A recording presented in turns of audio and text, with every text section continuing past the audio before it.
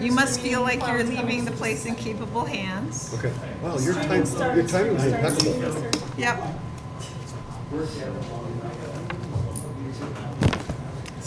Pretty smart dude.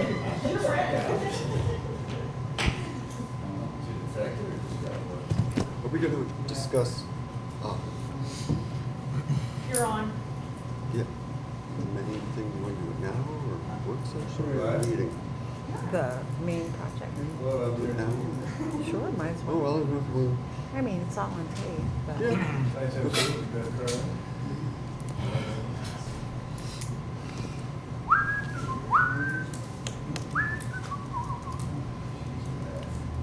Did she say you're on? Are we waiting for Patrick? We can't start the meeting without Patrick. He was just here. Okay. Okay. He's good. Huh? He was just in the hall. In the chambers?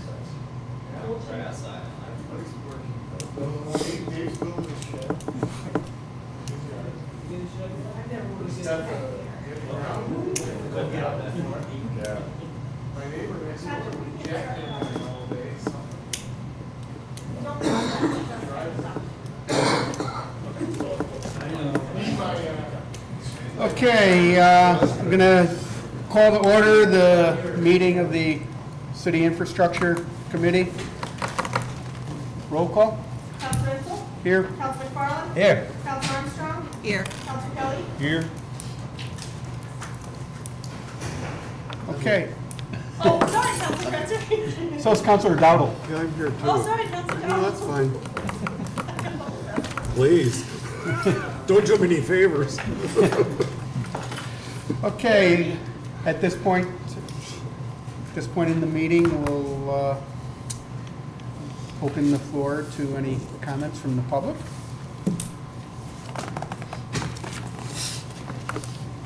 Seeing none, reports from department representatives. DPW, I guess we'll start. Any reports? Would you come to the microphone for the benefit of the tape? Thanks. We received bids for the main road project, which is on the agenda tonight. We've reviewed the bids, and we believe we have a acceptable bid for award. And obviously, it's up to you guys to figure out who wants to do that project. We also have a couple other items we're going to talk about, which will be road surfacing projects for the city of Plattsburgh. We've got 4 locations identified that we want to work on. That's what we have going on right now. Okay. Any questions? Any update on the Creed Center? As far as I believe you said you had someone like looking at the roof and. we have patched the roof we have $4,000 to do miscellaneous patching. That's been accomplished. Our focus is actually shifted outdoors currently to getting the beach going. We really need to hire a consultant in to go over that roof. So we want a thorough assessment of it. But no, we haven't done anything further. Are there currently leaks? I think we have one minor leak in one of the rear storage rooms, which was in the main road. Okay, thanks. Okay, I have a question. Can you tell us what those 4 areas you mentioned are in addition to Main Road? Yes, I can do that for you. So Main Road is a standalone project on its own. We have South Peru Street, which was established in the capital plan. And then the other 3 that we have, actually there's 5 total, would be a section of Broad Street from South Catherine all the way to just before Draper, where the walking bridge is. There's Yeah, a that's a seam mess. there. The next priority would be Veterans Lane, starting at Kenny Drugs all the way down to the end, which has been a problem for quite some time. Yes, it has. And then, depending on how we do money-wise, Cornelia Street from Beekman down to the fire station. Excellent. Right now, Broad Street, just plans are to do it prior to school Yes, starting? August 24th is check-in, I believe, so yes, it has to. It's actually on a Friday this year. It's not on a Saturday. They're having freshmen come in Friday. The challenge will be for us is we have a very busy July, both with the 4th of July Mayor's Cup, and we have a lot of vacation time scheduled. And so the end of July will be probably the first go around with this paving, and then probably the end of August, we'll try to finish up these projects. Could you remind me of the scope of the South Peru, where the beginning and end is there? We've actually expanded it. Okay. Originally, it was only gonna go from Sharon Ave down to the intersection with 22. We were looking at probably double that, 3,000 feet, starting at, again, Sharon Ave intersection all the way down to Garrow Way. We're gonna stop there just because we have some potential water issues. We've had a couple of breaks in the past year and a half. Okay, Garrow Way is almost to Arizona, is that it? Garrow Way is right behind South Acres Park. Right, Yep. okay. Okay, These will be open for bidding individually, or? We'll utilize county contract, much like we did with Prospect. And Veterans Lane, we don't own all that, do we? No, we don't. We own about a third of it? I would say 2/3 of it. But what we've learned is basically, because we've taken care of it over the years, it's a highway by use. Mhm. So we can maintain it. So that 1/3 section is basically routine maintenance, is what we're performing on it. Okay, and because we own property at the end of it, we need to get to it anyway, Yes. correct? Okay, and a good part of the front of it was done by Kinney's, by the Kinney project? That Is actually was just a patch that was done. They were doing work on, water work on the main road there, and there was some leftover asphalt, and someone just took a paving machine and pulled it. That's all that was, just a patch. That wasn't part of the Kinney parking lot project? No. Huh? Okay. Your timing was good. Can we go back up to the main road construction?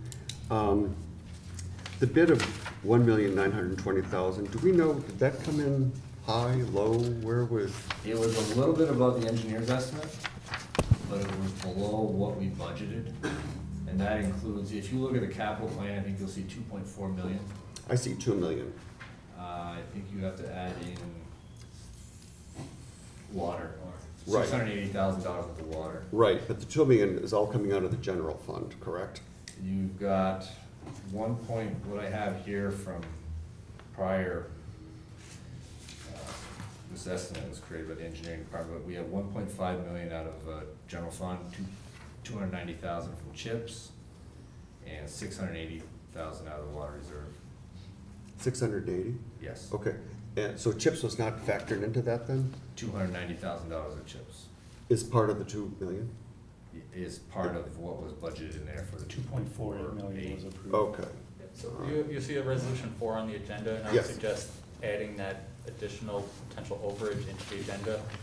So if you see this third sentence, or second sentence says additional funding will be required from the general fund and water fund, right. I would suggest we add to the end of that sentence in an amount not to exceed, I believe the difference, which is $560,000.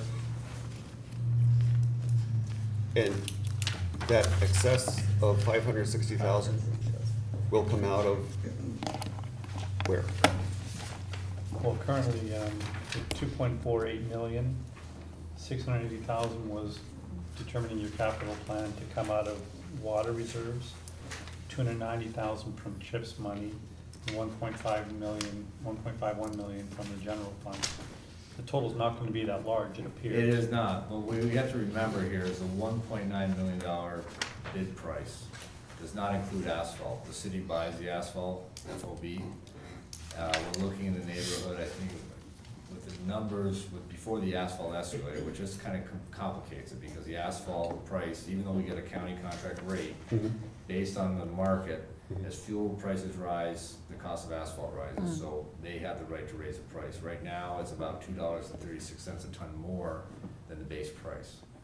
So 176,000 is at the price before the escalator, so it could fluctuate up a little bit. So either way, it's expected this project's gonna come in less than what you've already approved in your capital plan. But in the capital plan, it said 2 million general fund. Was all 2 million gonna come out of the general fund? 1.51 million general fund. So 500,000 was not in the, I'm just wondering why then it's. 290,000 chips and then 680,000 water reserve. But it did indicate 2 million in the general fund was coming out of there, Well, according to this well, capital. not according to this and the PAP plan, more detailed plan that you passed. So you may be looking at old numbers. Those are all, you know, I mean, when we talk about plan, that's plan. That's not what it shapes up to be often, right? The goal here obviously is to bring it in well under the 2.48 million that we talked about, that was in the 2018 plan, which combined both a water project and a road project. So I think the good news is you've approved more than this project will cost, most likely. Tell us again about the, the sentence we're gonna add to the end of the resolution. It's going to And an amount specify, not to exceed 290,000. 500. 500, 560. 560? Yep. Where'd I get 290? 290 was the CHIPS fund. and the 560 is merely the difference between the RFP, the successful bid, and the amount that's already been allocated to take into account the overages, the contingencies, all that kind of stuff. Okay. In the bid price too, there is an $80,000 contingency that was already built in. So in that 1.9, there's I believe it's $80,000 contingency for unforeseen conditions. So that's where you would draw first in base price. And the oversight of this is going to be via a clerk of the works? Yes, sir. And what's the price of that, do we know? The going rate is between $38 and $40 an hour. And about how many hours are, is that through the whole project to have a clerk of the works? Yes, you should. And that's the only added professional fee? Is that a professional fee that we're talking? There are some additional review services, which I think we have monies left from, on GPI's contract. That's the information I was told. So if we run into any unforeseen conditions and need engineering assistance, they're gonna obviously have to review submittals, and give their input on that, on the front end of it. Okay. And who determines that need?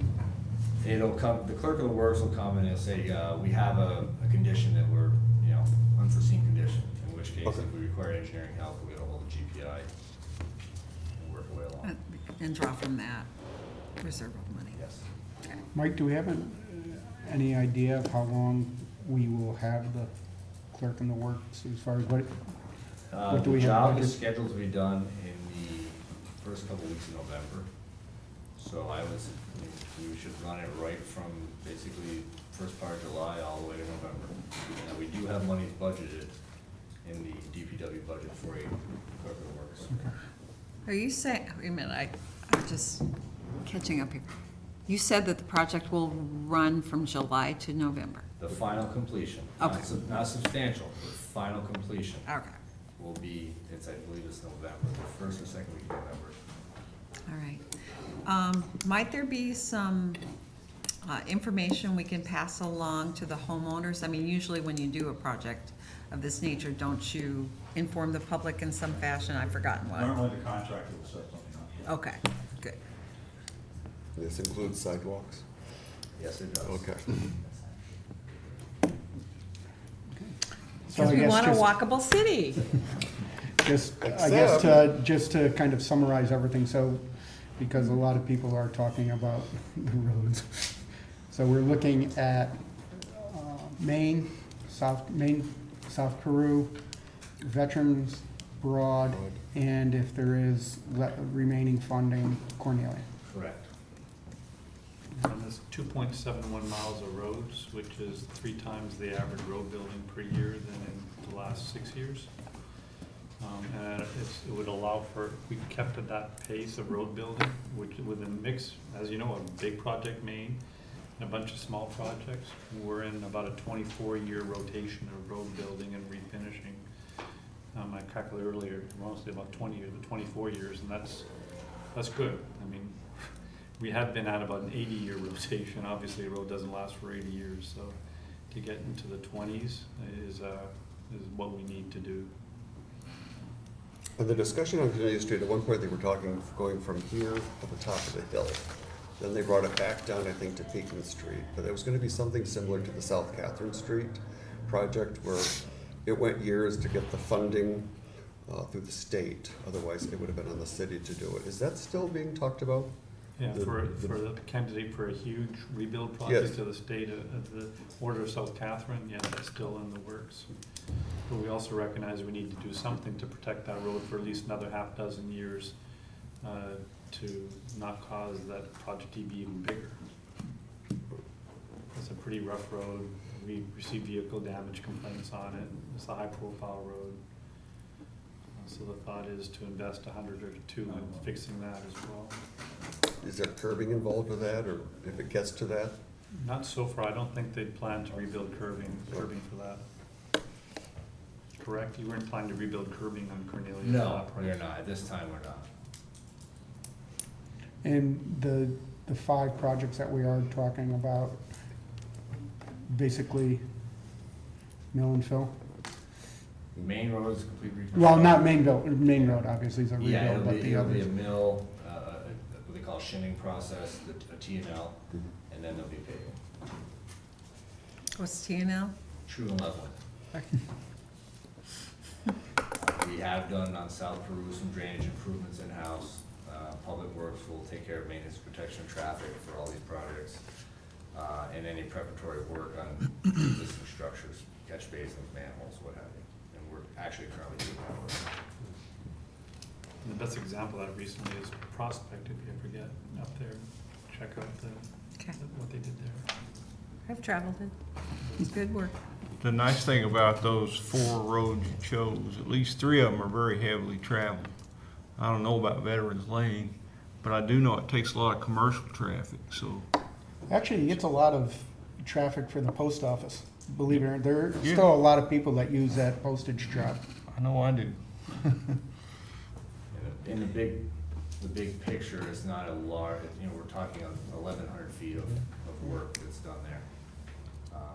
So it's long overdue. We have a lot of complaints, a lot of problems, to be honest with you. We have a hard time taking our plows down there to clear the road because it's so rough. I think Meals on Wheels are down there too. So is the New York State Parole Office. Great. Thank you, Mike. Okay. Thanks, Mike. Thank you. Water pollution control? Water resource. That's right, I'm sorry, I did get your I'm email. practicing saying it too. I keep referring to the water pollution control plant in other terms too. Don't have anything profound or a formal report, but we do have Dave Powell here tonight. Yay! Dave is retiring at the end of the month. He started back in 1980. We had a little pizza and wings yesterday, and we were looking around at the staff that's here, and probably about a third of the staff wasn't even born when Dave started here. And I was still in high school, so. But I have to say that the facility and the changes and improvements that Dave's led the plant through and the staff through have just been amazing and really benefited the people of Plattsburgh. So we owe a big debt of gratitude to you, Dave. And from me personally, I was 28 when I started here, and I was in way over my head. If it wasn't for Dave, I don't think I would have made it. So if you're happy with my services, congratulate him. If you're not, then he's the guy for me. So anyway, Dave. Thank you, Dave. Congratulations. Congratulations, Dave. Yes, enjoy. Try not to be too envious. Okay, reports from any other departments? Okay, moving on. 3.1, request from Director of Community Development, Matthew Miller, that the mayor be authorized to sign an agreement with the Plattsburgh Little League to replace the current backstop on the Little League baseball field at South Platte Park. Per the agreement, the city would need to dig holes and install support poles. The Little League will provide and install the netting, padding, and will perform the annual installation removal of netting. cost the city of Plattsburgh for the work associated with this agreement would be approximately $950 and will be expensed out of DPW. Matt, I think you have a request regarding that? Yeah, we are still exploring options, but it looks like any option that we eventually decide on is not going to take the form as it is written here. So at this point, I would ask that the council vote this resolution down without any prejudice towards any future resolutions regarding this backstop. Okay. Thank you. Is the issue, Matt, just being able to make it movable and being able to? Yeah, and to not obstruct anything involved with the sledding hill that's right next to it. Right. So any permanent structures are a problem. Okay. I don't know if they're using that field for Major League games now, Major League, Little League games now with the lights. I think they're maybe playing double headers over at Duquette Field and using that field maybe for the minor league games, but I'm not absolutely certain Yeah, I of would that. have to check with Greg. Okay. Thank you. Yep. Request from Assistant Chief, I'm not going to say Water Pollution Control Plan, Chris Gushelaw, that contract number 2018-04, electrical services for water pollution control plant, city be awarded to Triangle Electric for 1 year contract beginning June 28th, 2018, for an estimated sum of $157,056. Any questions for Chris? Yes. Yes, go ahead. Can you describe what kinds of things this person will do? Yeah, so he's basically an industrial electrician, so it's very high voltage. It's not like a high school electrician. So what they do, he works alongside our instrumentation contractor. He works on motors, on wires, pumps, so our guys don't have to get into that because they're unqualified. Let's see, meters, anything that's electrical that's in our place, he's working on it. So replacing lights, IEP projects, so when we get funding from the state, he either works alongside the contractor or he is the one that sells these devices and items like that. And this is our current contractor too. Oh, I was just gonna ask that, same person, same organization. Essentially a renewal. Yeah, well, it was a rebid, but yeah, they won it, very close bid. And consistent with trends in Almost prior exact. contracts? Yeah. Okay. And I know you've probably been asked this before, but have you compared the cost of this with the cost of actually having a person on staff? We have, and there's pros and cons with that too. It may come out cheaper, but what we're getting with this is the whole company. So if he takes off, like he just did for his wedding, we get another electrician. Oh, okay, excellent. Or another one, you know, so. Okay, great. I can also add to that, the company is also on call basically 24 hours a day, 7 days a week.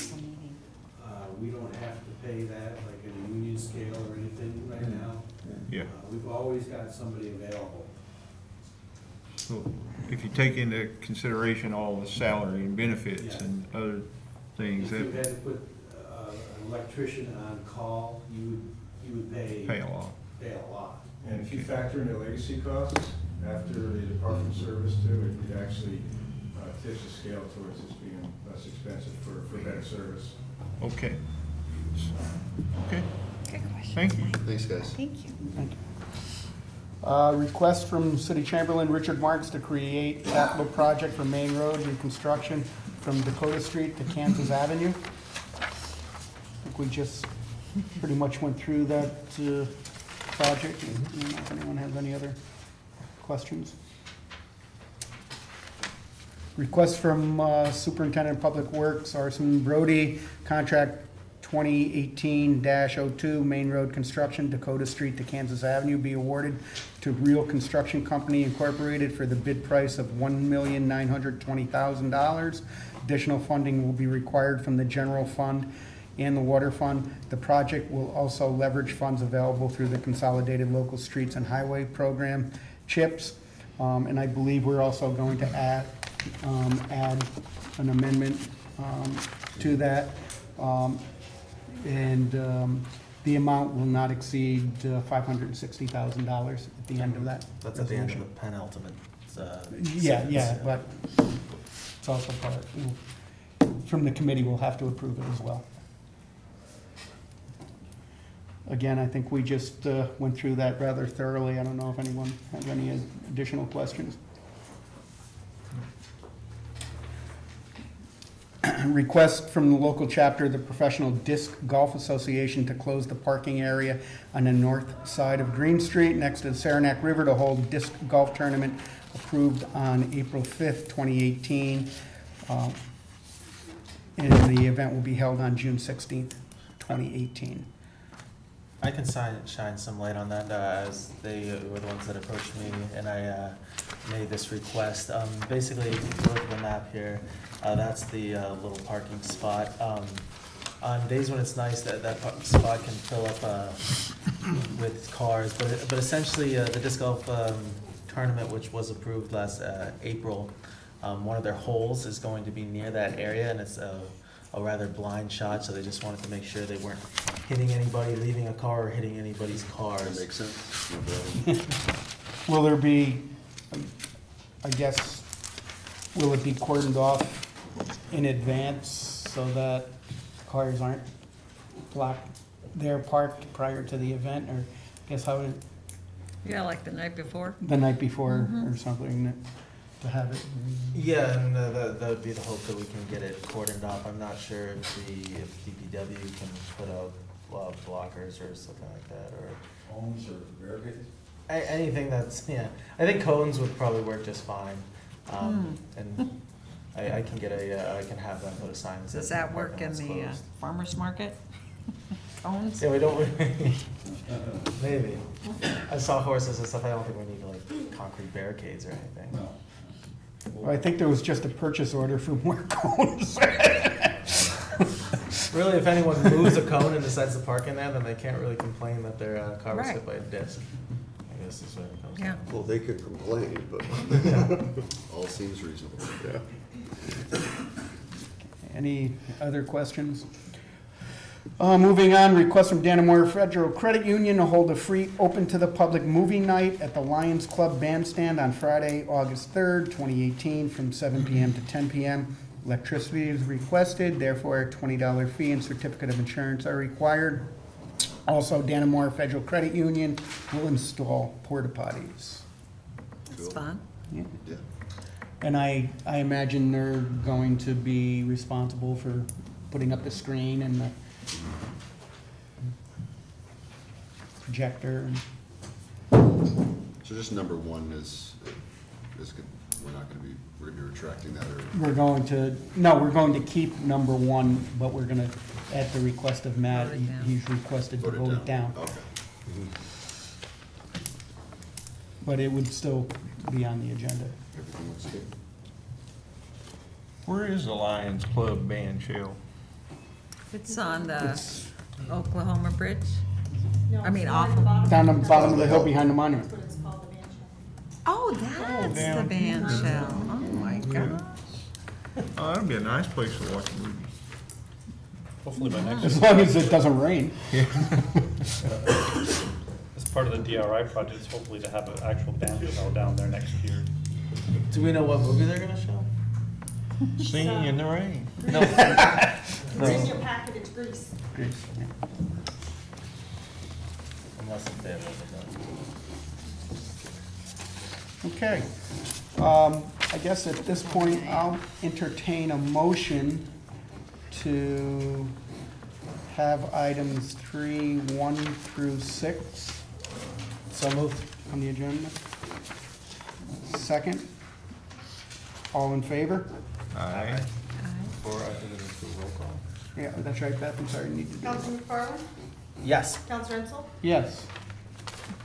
Okay. Moving on to old business.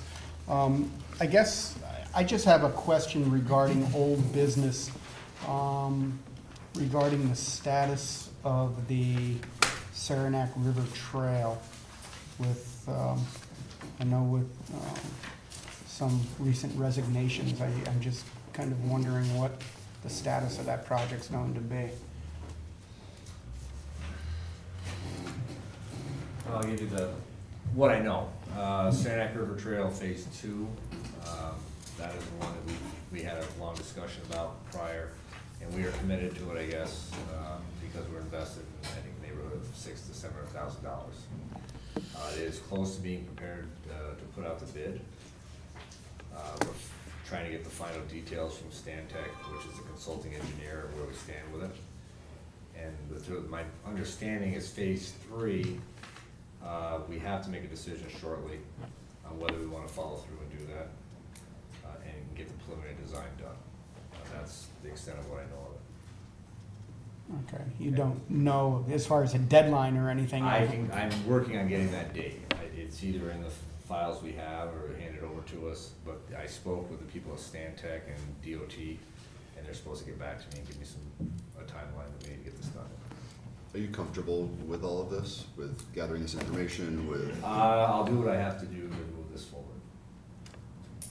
Phase 2 are the 2 bridges? Phase 2 are the 2 bridges. And Phase 3 is? Phase 3 is a continuation at the Lower Derby Street parking lot. And to be honest with you, I don't know the conceptual design of it. I was not included in that. Public Works had no hand in it. Let's go to your department. Somehow I gotta believe that the DRI is going to come into play there. I was told that it was sort of supposed to dovetail in with, they were supposed to both work together, but I don't, like I said, I don't know the details of how to, the inner workings of it. Okay. But I do know that, like I said, currently we've, in a prior meeting, we committed ourselves to moving that forward because we had money invested in it. We do not have money invested in Phase 3 currently, so. Okay. Matt or Ethan, do you know anything with regard to, with the DRI? For the Saranac River Trail, the one thing that I do recall is that during the review of the streetscape proposals, there was one high priority area that because of scheduling requests from Department of Transportation related to Saranac River Phase 3, that was moved from the DRI to the Saranac River Trail. But beyond that, I haven't had a great deal of contact with it, but I can certainly look into more details.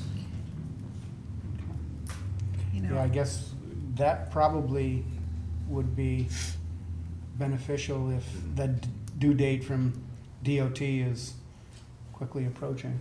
I'd like an update next week. Yeah, I mean, and I sincerely appreciate the fact that DPW and Mike's are taking up whatever slack, because you are dedicated. Absolutely. You love this city. Absolutely. You will do what you need to do, but I want to be reassured that there's not undue pressure on you too, because you have a lot of work to do. And we are in transition, and so for that reason, I really hope that we can expedite whatever gaps in staffing that we have, so that we can have a fully equipped, in whatever you want to call the current, what do you call it? Is it the infrastructure? Infrastructure. Complex Core. that we have. There's, we've had to struggle a little bit to keep this new way of organizing viable, and I need reassurance that that's going to be a better transition than it has been so far. Well, and if looming deadlines and or workload are kind of out of purview of what you're comfortable doing in your departments, then you just need to tell us and we'll get you help. We'll find a way. You need help? Yeah, it would be nice to know It's recognized. how it's all operating. And honestly, just tell us what you need, and then, you know, because we did commit to this, and this is something that we need to move forward on, and we appreciate so much that you guys are, you know, picking up the slack, but we need to get you the help you need before, you know, it's too late. We need to get a better grasp of the scope of what we're looking at. Phase 2, once we get a set of drawings, we'll better understand it. I can tell you that as far as administering phase 2, it's gonna require hiring someone to run the job, not just a clerk of the works. It's not a simple road reconstruction project. There's bridges. This requires oversight by professionals. Phase 3, I have no clue where, you know, I just know where it's starting. I have no clue where it's gonna go. So we've made the financial commitments. And so, you know, in terms of our roles, we just need to be reassured that everything's gonna be executed in a way that fulfills the financial responsibility that we made. And so, you know, having that clear communication and, you know, understanding of how things will operate is really important. Now, we made the financial commitment for phase 2. We haven't But committed what to is, phase but 3 what yet. is phase Phase 3? 3, right. And is phase 3 the total completion of the project? And if right. so, then we have to do it. No, but I'm just saying, we, on the record, have only approved financially phase 2. Sure. I don't know if you, Commit- have you approved financially phase, Or even fi- phase 2? I committed think to it. that- I don't think, I think I when think they we've add it committed up, to it. you're gonna find a bill of many millions of dollars out of the general fund that you've never budgeted for. So, just to let you know, most of this was coming out of the general fund, it wasn't coming out of grants. Just to let you be aware of, this got severe budget implications, what you're saying, and you haven't put the money aside for it. Well, the last discussion we had on this, we came up somewhere in the neighborhood of $70,000 short, and we did approve Well, that $70,000 more in addition to what you'd already put in due to some overruns, et cetera, as well, and then that's not even including phase 3 yet. So the grant funding for phase 2 that's already in place Was not is sufficient. not sufficient to Correct. cover. And what is The the, grant and general fund. what's the gap? funding. Well, for phase 2, it was at least $70,000. These folks are trying to figure out a way to have the bridges built at a lower cost to try to reduce the taxpayers' exposure to this, which is already significant, and without even discussing phase 3 yet. and, okay, and where, as far as management of this project, where does the Saranac River Trail Association end and we begin? They don't have any engineers. They don't have engineers. The Saranac River Trail is a group of volunteers. But do we have some sort of agreement with them to provide engineering services, or? Sullivan. and the argument was made that there was fear if we did not approve phase 2, that DOT would be very reluctant to work with us on any Because additional we're projects. fulfilling a commitment that we made. Absolutely. Okay. So you made the moral commitment, you never made the financial commitment of slotting that money in the budget aside in your 5-year plan, for instance, or in your 5-year budget. So we need to. We need to just sit down. understand all the various expenses. Okay. and That's plan what I think, accordingly. Josh, Well, I How and when like will your we do that? idea about if, for next week or even, if that's not possible, certainly in the very, very near future, if we could have a complete update and with the financials and so on the project. Right up through phase 3.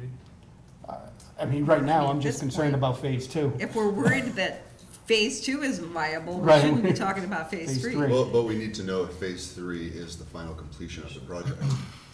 So I think it is important to kind of have the whole scope of all 3 phases. Okay. Department of Transportation, are there other state departments involved? Department of Education? I think SHPO is involved because there was questions about the last discussion we had about these bridges was the consulting engineer had wrote a proprietary spec for a certain style of pre-engineered bridge. Right, Mhm. yes. DOT has an open spec, and we identified a couple other manufacturers that could quickly shave off a lot of money off the price of the bridges. That's the good news. The bad news is that when our country moves forward with steel tariffs, chances are the price of a pre-engineered steel bridge is gonna go up. So any money we save, and the longer we wait to do this also, that probably will drive the price. And Department of Education, do they come into play with licensing and professional engineering and people like that? Professions of that sort? In relation to who or what? Well, not Department of Education as far as what, if you're hiring licensed professionals. Right, to do right. it, yeah, they're, unless, I don't know why they would show up. Okay. And also Does we. that matter for a certain reason? Because we were never going to use in-house engineering to do the bridge analysis. No. And we also did the local law adjustment of professional review fees of reimbursing. Would that come into play then in this? Would we have to have? That probably wouldn't, because it's a city city involved project that was more for a private developer. Okay. But they'll have to come from somewhere. That's correct. Right, okay. So to summarize, your efforts to reduce the bridge cost, every dollar saved is a dollar saved for the taxpayers, because already we know there's an overrun on the project. There's an overrun, all of that's on us. DOT's only offered a certain amount of money, and everything else above that is out of taxpayer dollars. So their best efforts, and they've been working on this for at least a good 6 months on trying to price out various bridge alternatives, is ultimately to save the taxpayers dollar for dollar. Thank you, guys. Does anyone else have any old business? New business? I have some new business, perhaps, is I'm wondering if the recreational infrastructure falls under the purview of this committee, that being the parks and the buildings. I believe on- since DPW is kind of overseeing the buildings and the. Okay, so I think I'm in the right place to ask this question. I have some constituents who are concerned about South Platte Park and why aren't the bathrooms open there? And I understand that we have porta potties there, but some constituents would prefer to use the enclosed bathrooms. Is there any chance that those can be opened, or any plans to open them this summer, or? During the last windstorm, the weatherhead got knocked off the building, and that has to be subcontracted out and repaired. So we have one price currently, we're waiting for the second price. Once we get a second price, Okay. it should fall below the $6,000 threshold for pricing, and then we'll get a contractor in there to get the electric back on. Oh, okay, is that something that would be covered by the city's insurance? Yeah. So. No.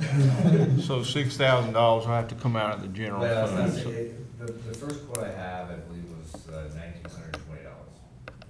and I'm waiting on a second. Okay. 25. Okay. Thank you very much, gentlemen. Appreciate that. I'll also ask or comment on the old marina on the base. Is that completed?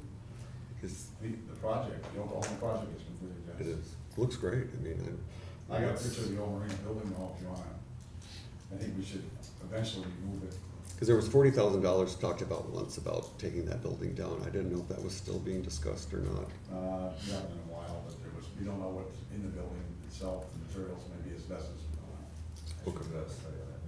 There is contaminated materials, but we do need to get a price to take it down. Okay. It looks great. I mean, I would encourage you to go out and take a look at it. They haven't. We had considered blocking the lower part of the road down to that. Yes. Because the pier is in lousy shape, the pier is in really bad shape. Right. And the building turned into be a place of smoking a lot. So we locked it all up, boarded it all up, and the pier we'd like to block off, but we'd like to block the road off. They can go to the park, but beyond that, they shouldn't be able to go down there. You should all take a look at that. No, wait. Where are we talking about? It's behind, like the. Over the footbridge. The on Rotary south of the Park. bridge, By the Rotary, by There's like Rotary that little Park. bridge that goes over down. Yes. Oklahoma. It's That's a quite a Rotary project. pavilion. There's a picture of the building down Yep. We'll show them the good stuff. there. I have fallen on that. I never take pictures of the good stuff. No. I've fallen on that pier. Oh. Because of the uneven pavement, it really is hazardous. Is there, but, yeah, how would you go about blocking that off so that people could access the beach part aside from it? I mean, would that mean people can't access the beach? We used to have a gate up that people could walk down there but not drive down there. Right. That's the problem. So we're thinking about putting it back up. Okay, You know, we don't want vehicles down there, so we gotta look at that. I think we still have the gate, we just have to reinstall it. okay, And there are steps that go down there. yeah. Right. People used to like to launch their jet skis from there. Yes. Yeah. And also, at one time, there was signs, no swimming, and I don't know if that was a, Liability. Right, the liability there. right, And also the PD has to patrol it too. because I know many people do swim there and use the Yes. beach, but because the signs are there, I think the liability then takes it away. The signs were there, but are the signs back up, or I would imagine they're going back up? Yeah, okay. And we're also at the main beach, we're looking about swimming after hours, lifeguards aren't there, there's consideration. And the signs covers or not. True, okay, So Finish up this. okay. Any additional new business? Hearing none, motion to adjourn, So moved. second, roll call. Counselor, Wenzel? Yes. Counselor Barland? Yes. That's it. Thank you all. So let's begin the work session, and we will need a pretty extended executive session tonight.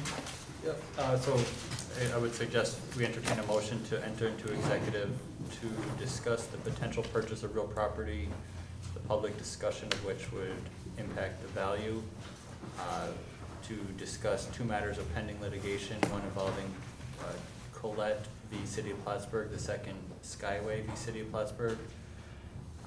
And then third basis would be to discuss matters leading to the appointment of a particular corporation. So moved. Second. All in favor? Aye.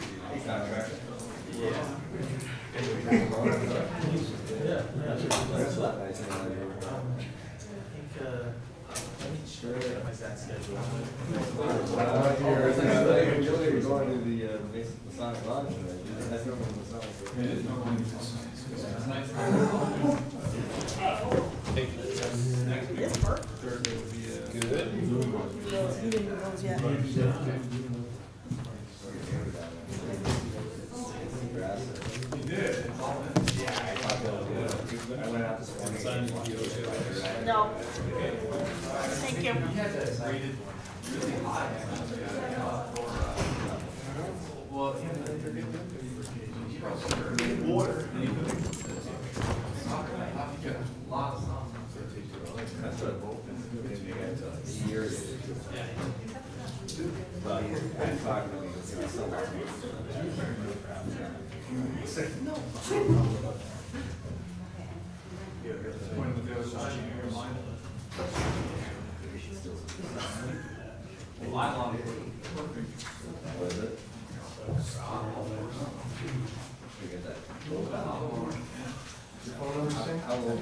Yeah, I forwarded it, yeah. But I do have a new one.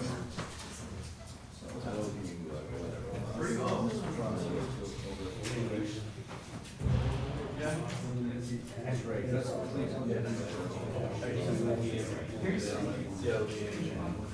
biggest problem is when we fall.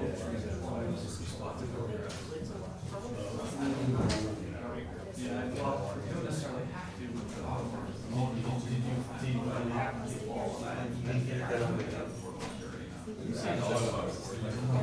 That's a little wrong for you.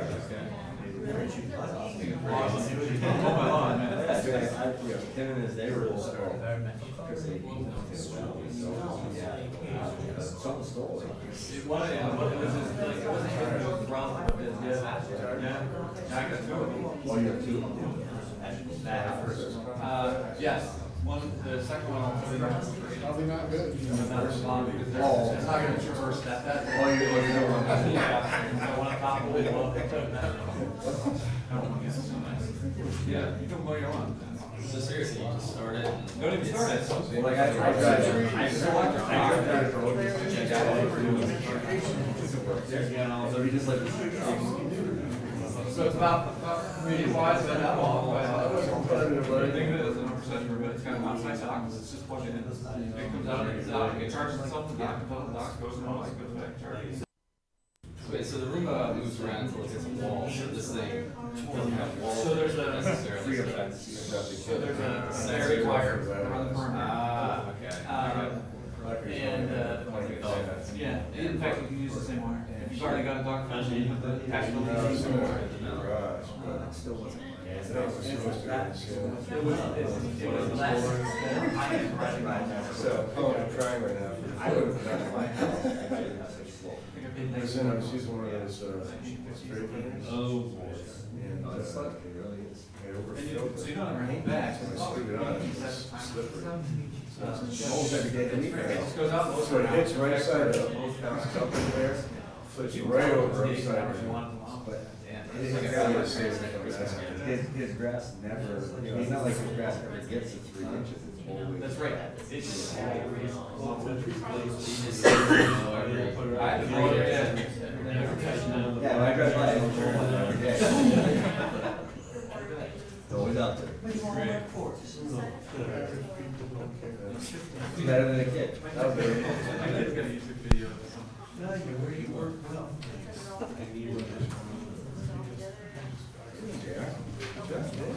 Yeah.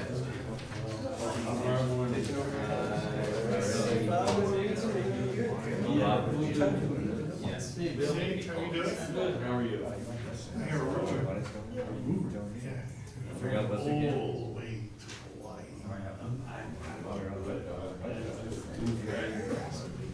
That's a rumor? No. I was busy. Somebody said you were gonna be talking about this, but. No, I'll probably, it would be bad timeshare. Yeah, it keeps getting bigger and bigger lately. Bigger. Well, you can't get insurance on water flow, but. No. I don't know how many acres of, has been added to that, to the island. They were saying it's covered everywhere. Not quite 10 square miles. That's quite a bit. One out to the national. Yeah, the bay is gone. That's all filled in now with lava. You said that? I remember tours out of that bay. I remember going to Black Sand Beach there, so that was good, but that's gone too. It's gonna take a couple of centuries for it to reappear. Did you ever go to the green sand? I went to the pink sand one and the black sand.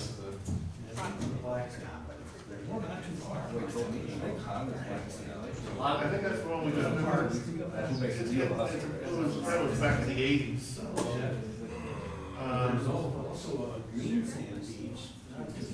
There was a pink sand, damage too. I don't know that that is anymore, right? I do know the visitor center we went to, it's been long ago. Haley didn't like that, well, that. Although it was due, I guess, she probably gets. Yeah, I think that's active by the but even with the ones that Seven calories. the use of stuff basis that came repair made it. We went to the 160th anniversary, 2 years ago, I was there for that. We had 3 reenactors, we lost every one of them. Of course, in fact, some of the people were arguing with some of the Indians, why don't the cavalry with one of these? And they said, look, this is a reenactment. It's cavalry. Yeah, because usually, you know, you put a Civil War reenactment or Revolutionary, one side was one day, and the other side was the next. In our case, we do 3 reenactments, same result. Even though this last time, the 160th reenactment, we had 124 troopers out in the field. The Indian side, they had 75 warriors. 63 of them were pro. Only 2 were actually Sioux. They hit Los Angeles. But most of the pro are, it's on the pro reservation. The actual battlefield is on the pro reservation. Back then when it occurred, it's on the pro today. What happened was the Sioux and the Northern Cheyenne and the Arapaho, they were squatted on pro territory. And the crow at that time in history did not have a muscle to throw those guys out. So they hooked up with the U.S. cavalry. They had cavalry to the war. Well, they fight 6 scouts. And unlike the other Indian scouts that were with Custer, and a few others to show them, they didn't fight the battle. Custer released the bull. Yeah, just before the battle, they didn't have to take part. They could do whatever they wanted to do. Right. The Americans got revenge because they were trying to do it wiped out by the Sears. The 6 pro scouts, they stayed with Custer and actually fought with Custer's troops. And one of the pro scouts, I can't think of the guy's name now, he stayed with Custer almost to the end. And it was just at the end, one of the regular scouts with Custer told him that he would leave because the battle was about to begin. He rode out, instead of going to the south where the rest of the world, he went to the east. He went about 5 miles out, and he looked back, and he watched the engagement, and he watched the end. And in fact, he then rode to the north because Colonel Terry, General Terry, and his troops approached to the north. He rode up to Fort Terry. He had control on it. It wasn't 2 days later, and Terry was on the actual battlefield. And they realized that Custer had wiped out part of the 7th Cavalry. 2/3 of the 7th Cavalry survived to the south. Under Captain 15 Major Reno.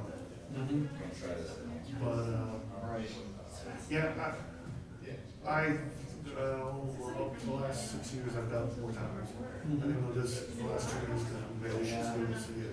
It's pretty awesome. In fact, this year I would have been there right now. Because it starts next week. So we've read the battlefield. Most of the battlefield tourists can see it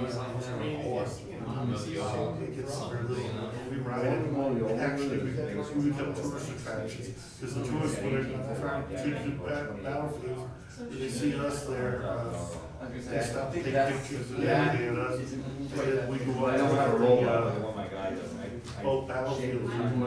You get asked, can we post, the parents, our kids post the line, that's what we do the reenactment, at the end, we come up to the booth where the stands over the tourists are, and, they want to post with the Calvary horses and so on.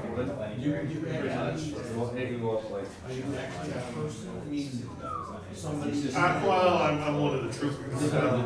Yeah, I no. We have Stephen Alexander, who is the foremost expert in us. He plays General Custer. He might have been, yes. He's a dead looker. He was. He's written a number of books on it, and in fact, he lives in Monroe, Michigan, Custer lived, and he owns Custer's house. And he's lived his life trying to furnish it. And he'll, well, yeah, he will come down to our encampment and give us a talk as if he was Custer and so forth. Of course, we call him general, and he plays along. Now, his wife doesn't care for it too much. We started calling her Libby. That's what Libby comes here. That's her name. I forget what her name was. But he eats it up, and he plays that, and then we have another gentleman comes in. He plays Tom Custer, and then there's a couple of others that play the actual scouts and so forth. And most of us are playing just the plain troopers. Custer Battlefield. Most of the battlefield, National Park Service has a little piece of Last Hill. Yeah. It's in Montana. It's on the Crow Reservation, which was Crow Reservation back then. The reenactments are run by the Crows. They provide the Indians, we provide the cavalry. So, I ride a horse.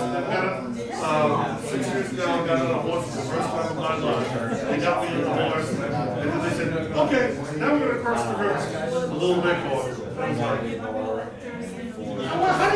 how do you get the horse? How do you make it go before we turn? I had no idea. I've gotten a lot better since riding horse. They usually gave me, that horse they gave me that year, at 2 speeds, dead slow with dead stuff. Even with an experienced rider was on him, he was dead slow. When they did the charge, I didn't do the charge because I wasn't comfortable on it. There was an experienced rider on it, and he was dead last in the charge. Even though he was getting slapped. Unfortunately, he passed away 6 months later. Yeah, I'm sure I have seen But the last 2 years I had some interesting horses. Yes, I actually had to do an emergency dismount for the one because I don't know what her problem was there.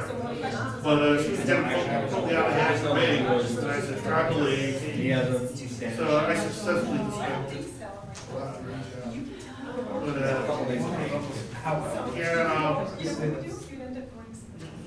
We take part in the reenactments, which are next weekend.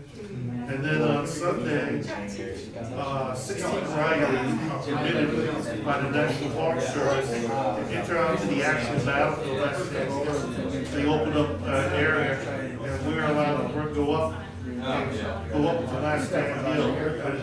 Of course, we got a police escort from the park police, and we line the horses up there, and there's a bunch of speakers there. We come up full uniforms, weapons, we got bugles, we can die on. They're cavalry.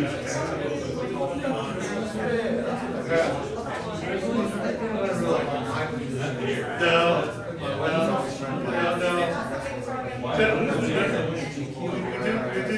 did run into the, what do you call those roads?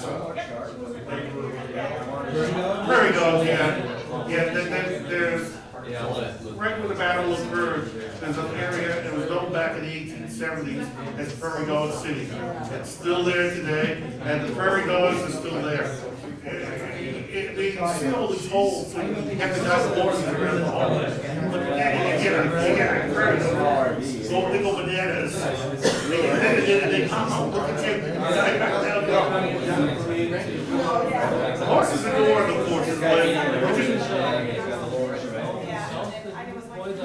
yeah, well, we keep an eye out for them, but they're trained horses, most of them are. The guy who rents them, he rents them from movie studios, so they've been trained as cavalry horses, so they know how to pull up the formation of 2s and 4s, or come a line to each other. They're used to doing that, and you don't have to give them too much prodding. They automatically know how to do it. Down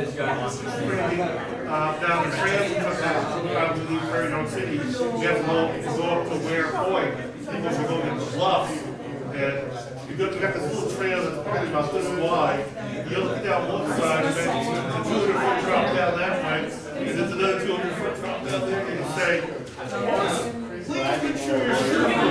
They say, you gotta trust your horse with that. And you have to go up to it. Yeah, it's nerve-wracking at times, but the horse in the steps. You want a horse going for a ride. Probably doesn't survive, but we go up there, and then we write the entire battlefield. We practice cavalry maneuvers, basically one of the reenactments that weekend. So we're well trained with each other, and we know the maneuvers, the horses know the maneuvers.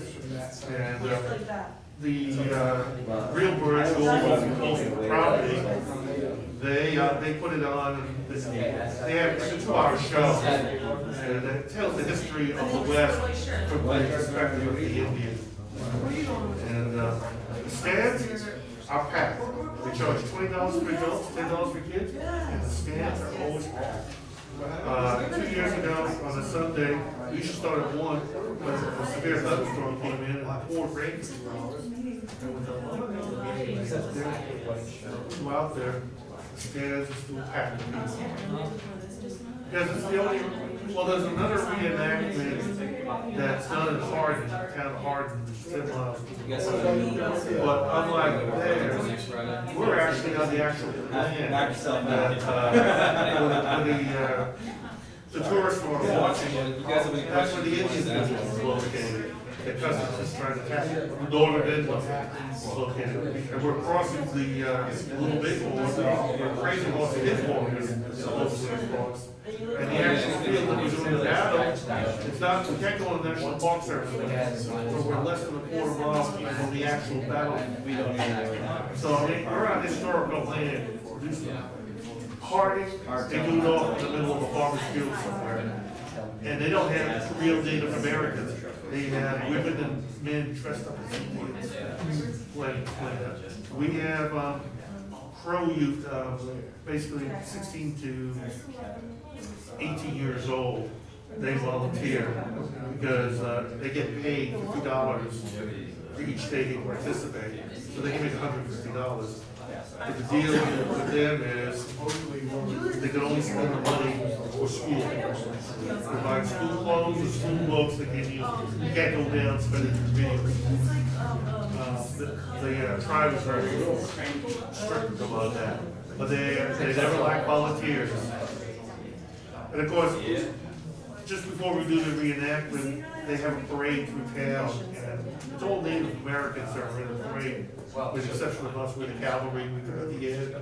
And, we're cheering and stuff, and the young kids are out there saying, good luck, you're gonna need it this afternoon. They know what's gonna happen, and we gotta smile at them and so forth. But, the tribe really likes the cavalry and takes care of us. That's how we were given permission to go on Sundays nearest the battle, to actually go on the battlefield. Because on the Saturday nearest the battlefield, they allow the Sioux from Lakota Sioux from South Dakota to come up. And of course, they can bring 300 horses up there. Okay, if they want. But the park personnel there asked the Crow Nation, the Crow said, no, we want the cavalry there the next day. Because the battlefield wouldn't be here except for the cavalry. So we want the other half, so that's why we were allowed on to it. And, Do you do anything with the carbines, the sheriff's carbines? yeah, some of the guys, I got one, I got the trapdoor. No, we weren't sharps, we were Springfield trapdoors. Okay. A single shot. Yeah. I mean, the 45, 70, the bullets like that big. I mean, I didn't want to be on the receiving end of it. I'm sure it hurt, but it did. But, you know, everybody, all the cavalry were armed with 45s from the time period. And half of us had the trapdoors. I mean, the trapdoors cost about $2,000 to buy one, so. Not many people buy the 45s, those for us. Not the real ones. Sword and everything else? I do have a saber, but custom numbering sabers from Battlefield. He brought the sabers, but when he left the steamer to go off on his own, he had all the sabers taken away from all the troops that boxed us. So we did not take the sabers with us. So the pictures when you see Steve is stuck at the ground like, that's not true, because only one officer was allowed to bring his saber as he begged to bring it, because he said that's proof of office. But he had to leave that back in the mule train. I think from what I understand, one of the Lakota Sioux had captured a saber, and he had it up there in the battlefield. That was the only saber that was out there. The rest of them were back up on the yellow slab.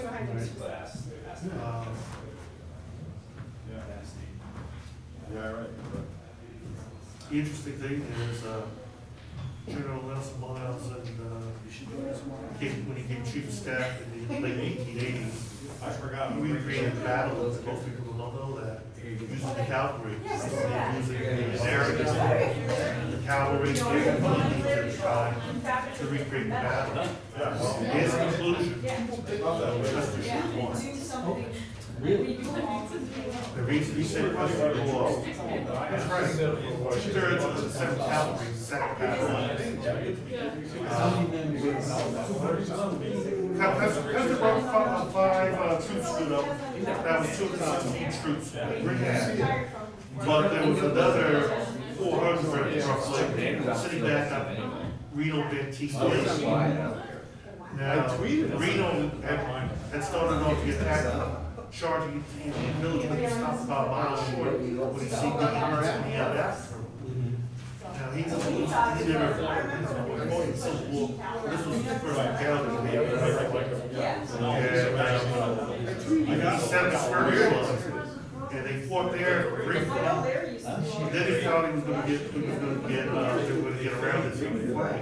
So he pulled back into a temporary, and that's when the whole thing falls off to him.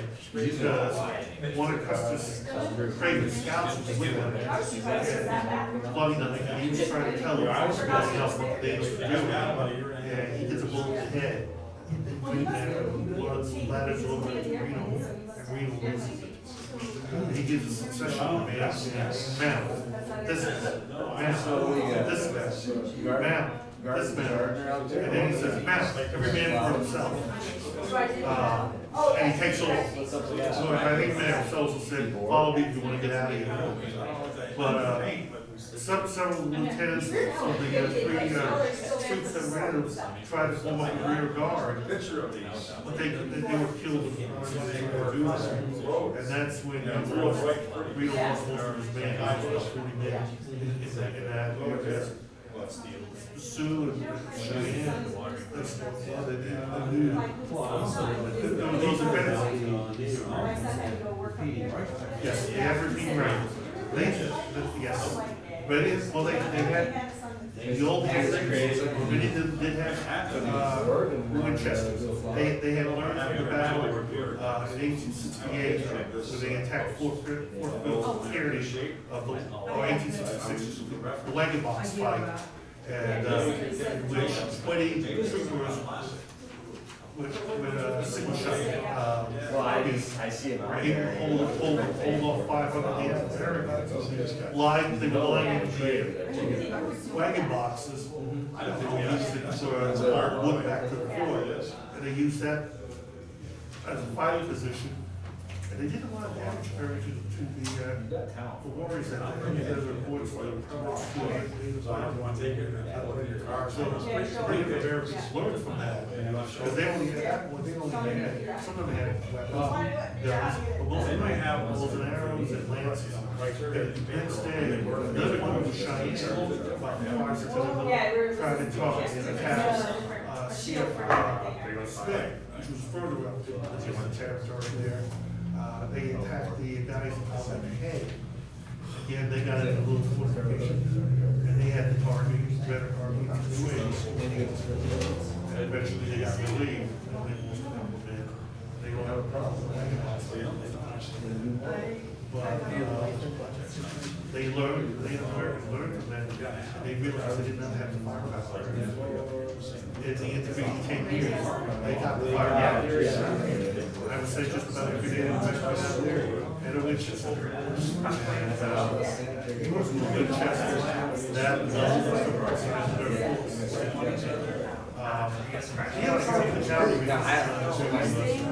the cavalry was never trained in firearms.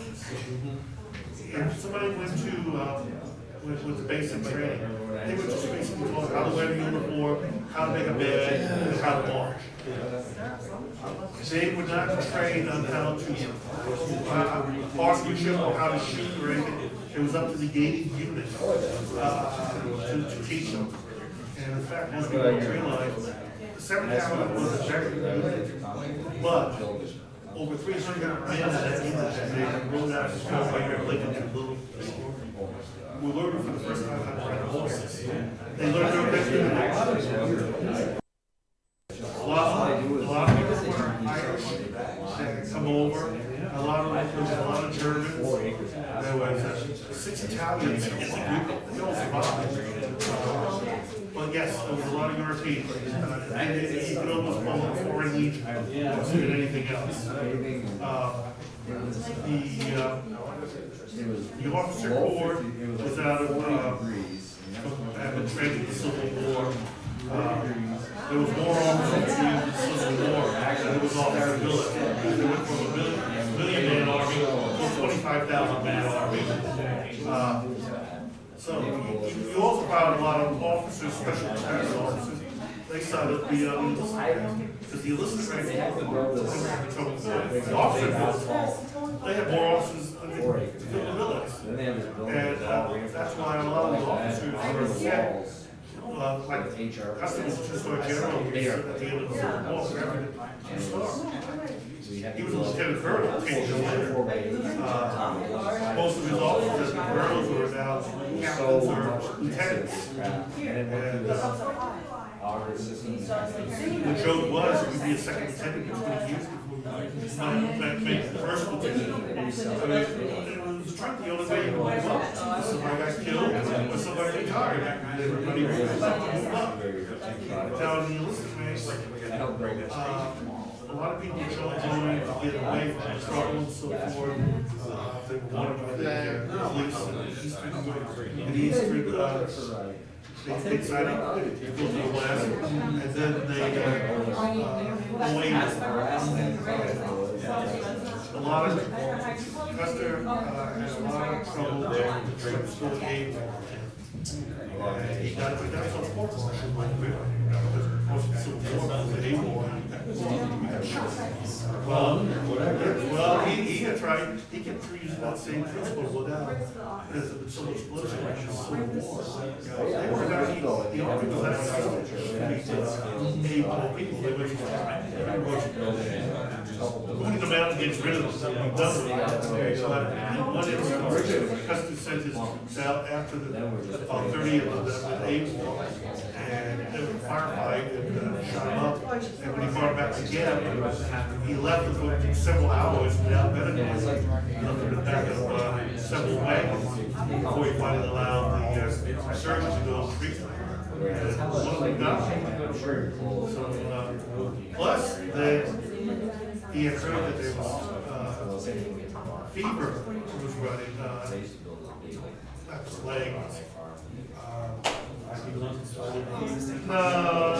Typhoid or something at one of the forts, and his wife was at that place. So he drove from one end of Kansas to the other end of Kansas, looking for his wife. And he left his troop in the field. He took a few officers and enlisted with them and went off riding and so forth. Well, they caught caution for the incident with the deserters and the incident of him leaving his troops in the field. And though he tried to talk his way out of it, they didn't bust him in rank, but they suspended him from the army for a year. So he wound up sitting home in Monroe, Michigan, stewing, with no salary coming in, and but he always had friends in high places. And Sheridan and Sherman, they wanted him back in. Grant gave him yes. Yeah. So they brought him back. And he got reappointed back at the head of the 7th Cavalry. And it was in Sheridan's district. So Sheridan did a unique thing that most of the cavalry units commanded by a full-bird colonel. And there was a full-bird colonel here. But what he did is he split off 7th Cavalry. He made an office detachment with the colonel in charge of that. And he gave field command. The field command, yes. The troops. So I can answer that. Well, Sherman what happened? Custer had saved his neck a number of times in the Civil War. So Sheridan actually owed him a lot. So that's how he got him to come in. But he got himself in trouble again just before they went out to Little River. He got called in. There was a big investigation going on about the settlers that were on the posts and the food that was being provided to the reservation Indians. And there was a lot of corruption in it. And Grant, who was the president at the time, his brother Oliver was in the midst of all this. And Custer was called back to Congress. And he just told his family and all this stuff. And so on and so on. And Grant I was not going to let him go back up and join his command. Because he had yes. They were playing this prom to get the Indians once and for all on the reservation. And they needed Custer out there to do that. Grant didn't want it, but he was forced. So as a compromise, General Terry was put in charge of the overall thing. Originally, he was Custer in charge of so they put Terry in charge of the group that was coming from the north, and they had another general who was coming from the south. The problem is the Native Americans that was about a month from the south, and they got on their horses and rode 2 hours to the south to beat him at the Battle of the Road. And if it wasn't for his his actual Indian scouts, we would have been wiped out. Well, the Shoshone scouts caught the Cheyenne in the Sioux process. They held it at bay longer than the cavalry went up and get into arms. But the battle was all over. Historians define the battle 3 ways. Some historians say he was in charge of the battlefield at the end is the victory. The cavalry had still held the battle. Others, no, I don't think others. The cavalry could no longer go forward. They had to go back, they had lost too much supplies, they had too many wounded, they had to go back south again. And then the other story said it was a top. But the Indians, when they were finished the battle, they just rode back to their homes, it was 2 hours away. And they were not used to holding land anyhow. Thank you.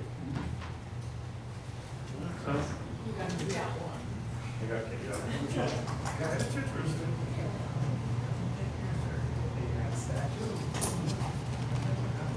You can sign your stuff on the radio. Yeah, I know I can.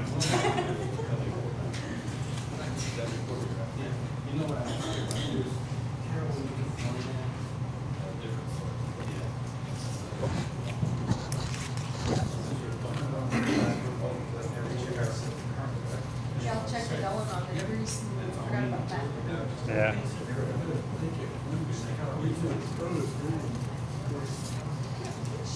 We've got an organization doing it for them, so maybe that's who's got the right. No.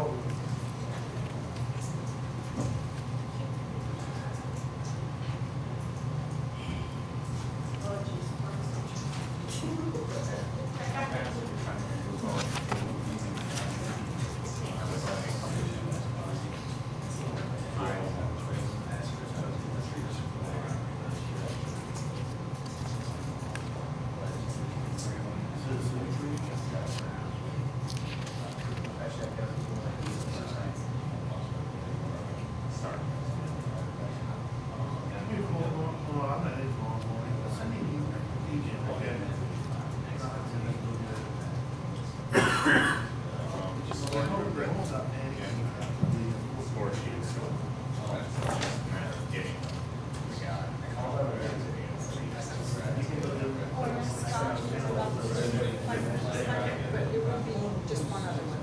Besides that one. So he just said he could sign that. He has one for the other one back. Thanks. Okay, just forward everything.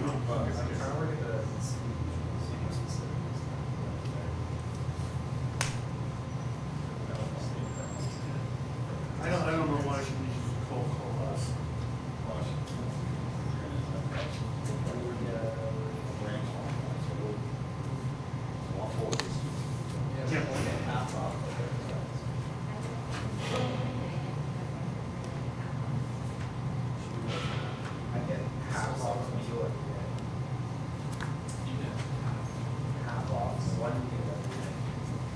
If I'm working, I come outside of it, no.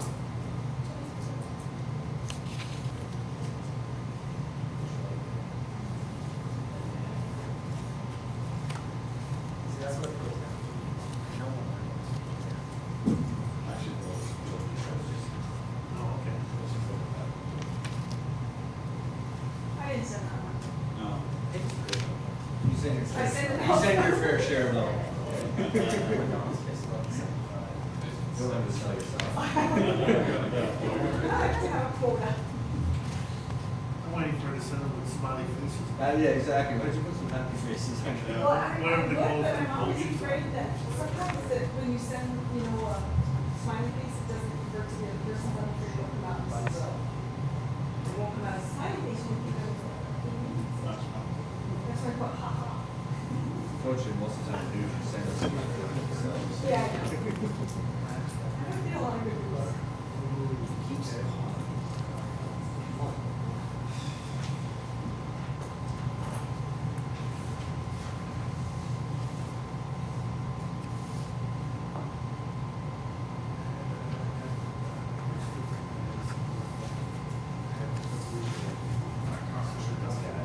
Again.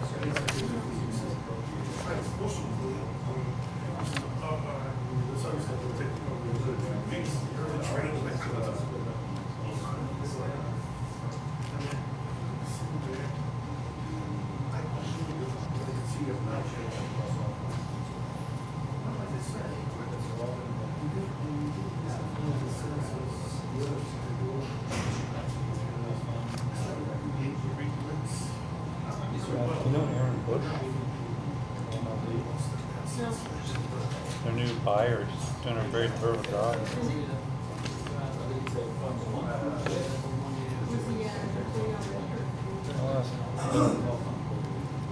Hey, Bill.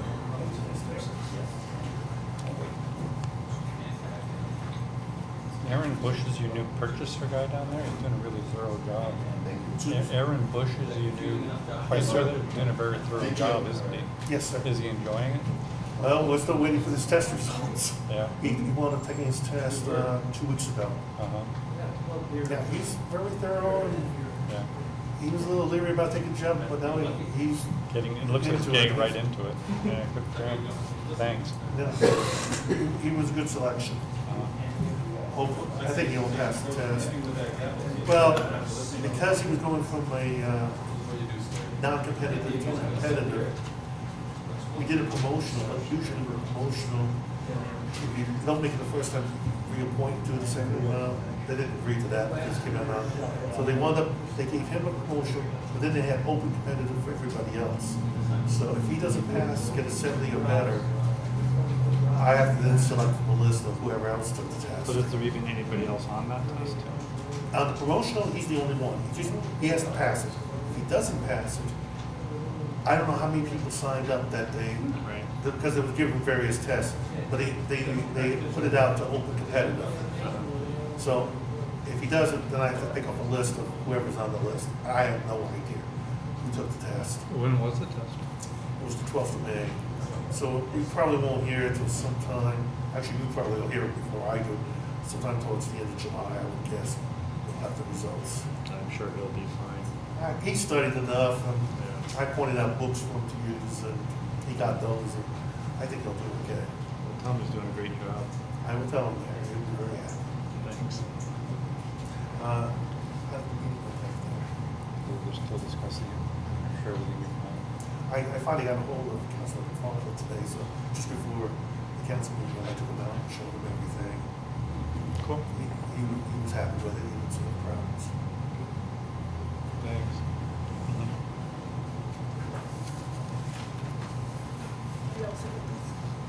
Yep. Did you see a couple of efforts? Yes. Yeah, a couple of questions on these two here.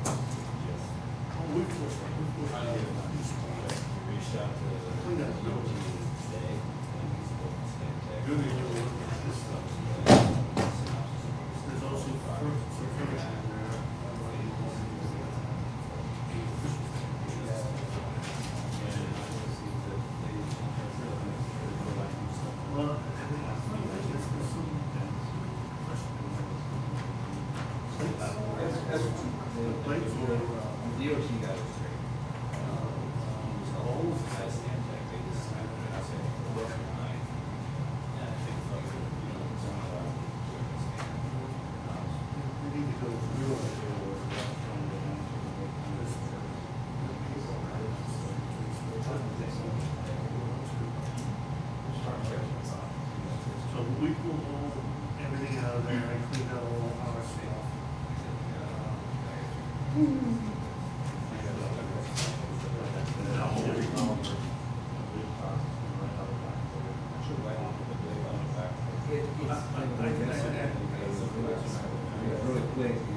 Or they were trying to figure out a combination of what it was. I haven't looked at that. Maybe only be a combination of that base. Which I assume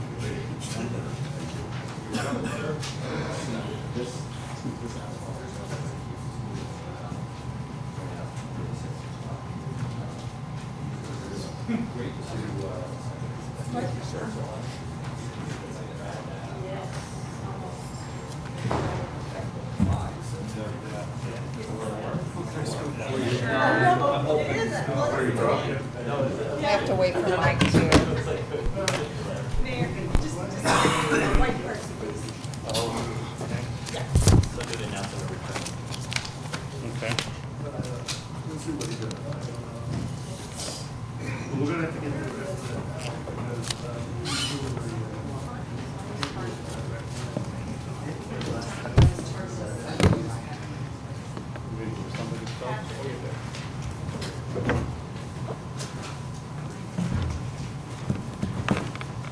So returning from executive session, no decisions were made. We discussed issues of land purchase for which public knowledge would jeopardize his position.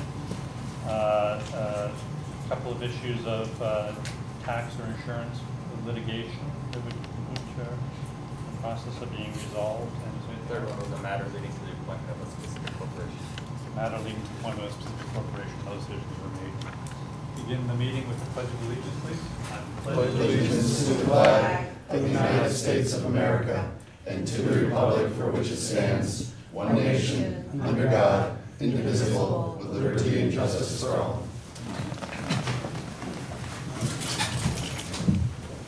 Roll call, please. Mayor Reed. Present. Counselor Armstrong. Yes. Counselor Kelly. Here. Counselor Dowdle. Here. Counselor Insel. Here. Counselor McFarland. Here. Counselor Pretzler. Here. I'd like to begin by letting you know that our Public Housing Authority in City of Plattsburgh received a nice grant for additional housing vouchers for homeless veterans. We went down to Albany to accept that award on Monday. And then on Wednesday, we're given a major award from the Financial Restructuring Board. It includes up to $425,000 for the city to undertake a citywide property revaluation. We hope to use that for a commercial revaluation. Up to $125,000 to cover related costs with the various restructurings we did last summer. $45,000 for the cost of relocating the finance department back into City Hall, which that's very welcome. Upwards of $50,000 for potential marina improvements, and $395,000 a grant for us to pass through to the county, payable through the city in recognition of the county's agreement to take over the city's assessing function last year as well. So that's a nice award that helps offset some of the restructuring costs that we mostly embarked on last summer primarily. So that was good news as well. We've been working very diligently with our consultant for the CFA process and narrowed projects down to 3 or 4 very likely projects. We continue to do research on those. I'm sure Mr. Miller will take to you some final recommendations probably relatively quickly. We're just doing the final analysis to figure out which of those 3 or 4 are the very strongest candidates. Probably some of the largest are involve the sewage treatment plant, or by any other name now. And John Ruff is being very instrumental in working very closely with Matt Miller on that. I've asked John Ruff to really devote the majority of his time for the next 18 months or so on the DRI related footprint down there. He's got a wealth of knowledge. He's been developing proposals in half a dozen different areas to improve that plant. We want to make a really, really hard and concentrated push into improving that area for the next 18 months. Of course, he's also got the dams and the water treatment plant to deal with as well. But we really appreciate all his efforts. And I think you'll hear much more about that very soon as Mr. Miller and Ethan develop the proposals. That's all I have to say tonight. Resolved that the minutes of the regular meeting of the Common Council held on June 7th, 2018 are approved and placed on file among the public records of the City Clerk's office. Moved by Councilor President, second by Councilor Armstrong. Discussion? All in favor? Aye. Opposed? Passed. Resolved that the payrolls of the various departments of the City of Plattsburgh for the week ending June 13th, 2018 in the amount of $99,879.29 are authorized and allowed, and the mayor and the city clerk are hereby empowered and directed to sign warrants drawn on the city chamberlain for the payment thereof. Moved by Councillor Kelly and second by Councillor Dowdell. Discussion. All in favor? Aye. Opposed? Passed. In your packet, there are the various routine reports. The minutes from the Governance Strategy and City Operations Committee meeting held on June 7th. Is there any additional reports from Governance Strategy and City Operations Council? Not at this time. I have one just little update. Met virtually with a representative from the Healthy Cities Initiative, and there are some opportunities for us to participate in what is they conceive as a nationwide effort to improve fitness. They've worked with several municipalities throughout the nation in establishing, what do you call them, Mayor?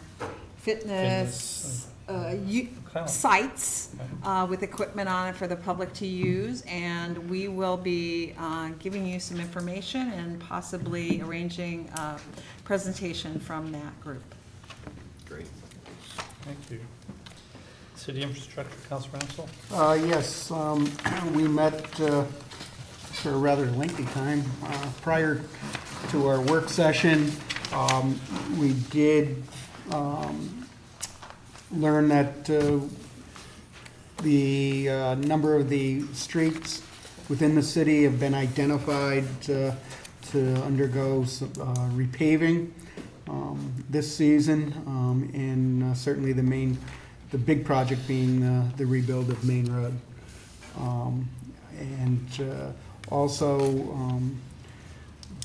repaving will take place on Veterans Lane, Broad Street from the intersection of North and South Catherine up to Draper, South Peru Street, from just about Arizona, I believe, down beyond by the intersection, and Garraway, thank you, down by the baseball field. And also, if, depending upon the cost of those projects, if there are sufficient enough funds left, we will be repaving, or I should say repaving will take place on Cornelius Street from essentially Beekman, I'm sorry, from Beekman down to St. Charles. Also, we discussed the Saranac River Trail in the Phase 2, the status of Phase 2 and also of Phase 3, and we expect to have some information from Matt and Mike by next week, if not next week, certainly in the very, very near future. And then as a committee, we have 6 resolutions that appear on tonight's agenda for vote and discussion. That's it. Thank you. Finance and Budget, Councilor Kelly? Nothing to add this week, Mayor. Public Safety, Councilor Dowdell? No updates. We meet a week from today. We'll be meeting next Thursday. Public Library, Councilor Armstrong? No updates. And MLD, Councilor McFarland? Oh yeah, it's just a brief update. I did get a tour with Mr. Tracy today of some of the MLD facilities, so that was very nice. Thank you, Mr. Tracy. Also, as the Bitcoin seems to keep heating up, we'll see how that takes place now with I believe there's quite a drastic drop in the price of Bitcoin recently. I also saw it was on the front page of the paper with congressional delegates today. Other than that, I have no updates. And on that subject, we've been working to come up with some model code. Right now we're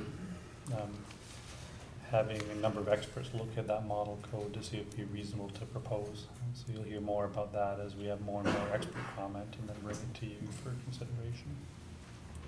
So the timeline, again, we expect to do this well before the 18-month period that the moratorium allows. Great. Just be watching for that in the next few weeks. Resolved that the reports as listed are hereby ordered, received, and any written reports are placed on file among the public records of the city clerk's office. Moved by Councilor Ensel, seconded by Councilor Armstrong. Discussion? All in favor? Aye. Opposed? There's no correspondences or recommendations from boards at this time.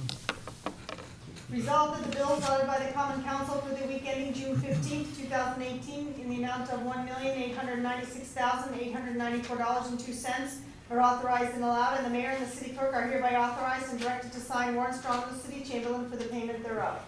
Moved by Councilor Kelly and seconded by Councilor Dowdle. Discussion? All in favor? Aye. Opposed? Passed. Are there any members of the public that would like to please come and address the council on any issues on the agenda? There will be another public comment period for other issues of mutual concern at the end of the meeting. Seeing none, please continue. Motion to remove item 7A from the table. Moved by Councilor Armstrong and seconded by Councilor Dowdle. Roll call. Councilor Armstrong? Yes. Councilor Kelly? Yes. Councilor Dowdle? Yes. Councilor Ensel? Yes. Councilor McFarland? Yes. Councilor Kreitzer? Yes. Resolved in accordance with the request, therefore the Common I'd like to make a Council- motion to waive the reading of the resolution. Move the motion and waive the Yes. Waive the reading and move the motion. Moved by Councilor Kreitzer, seconded by Councilor Ensel. Discussion? All in favor? Aye. Opposed? Then, well, now we're actually going to discuss the resolution. Discussion?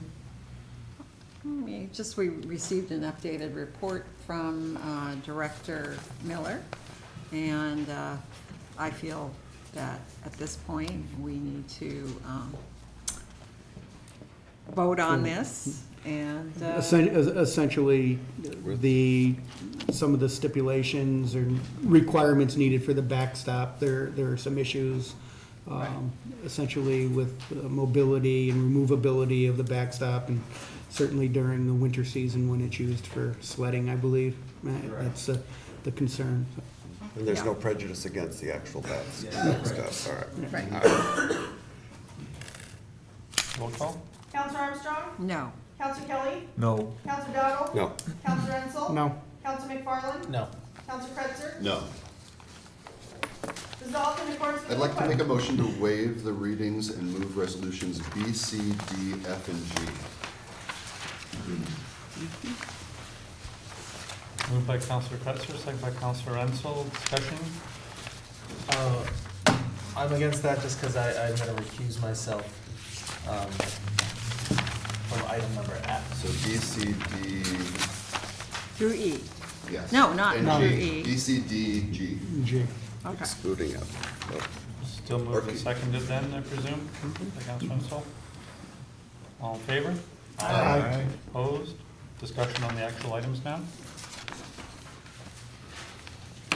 I'm very excited to see one of the vacancies on the library board filled. I know they've.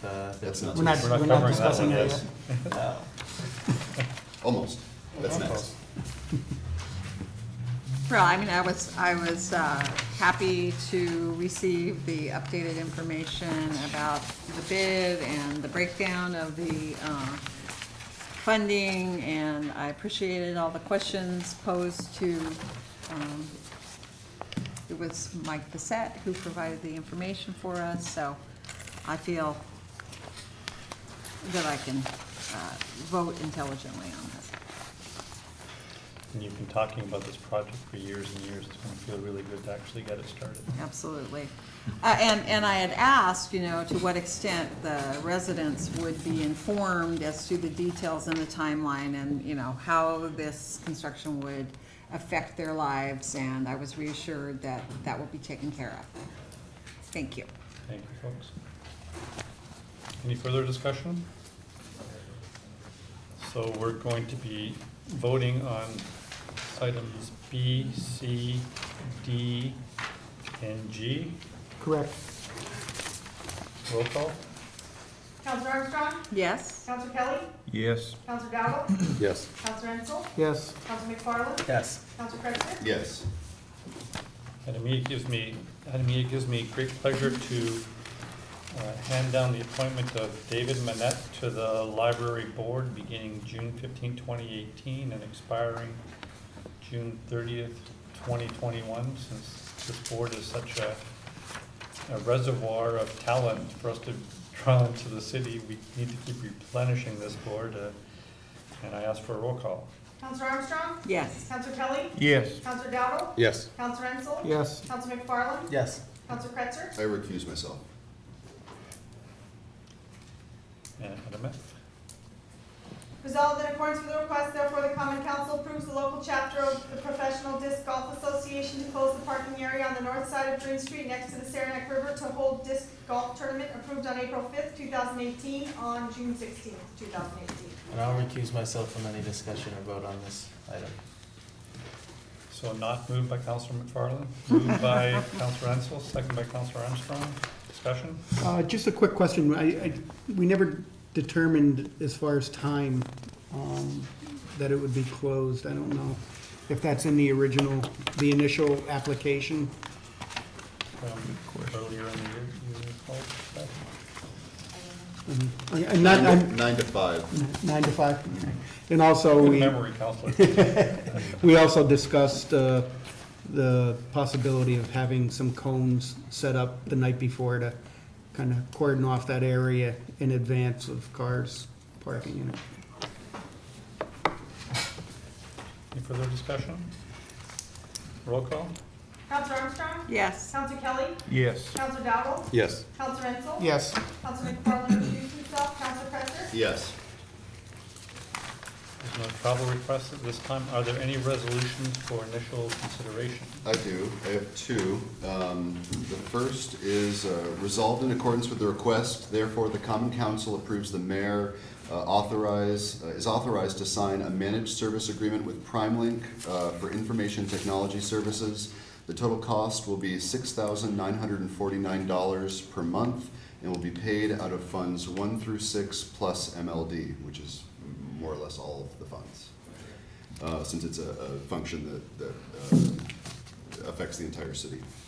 And then I have a second, and then I would like to offer Vote Group 4. Vote Group 4 on both the resolutions.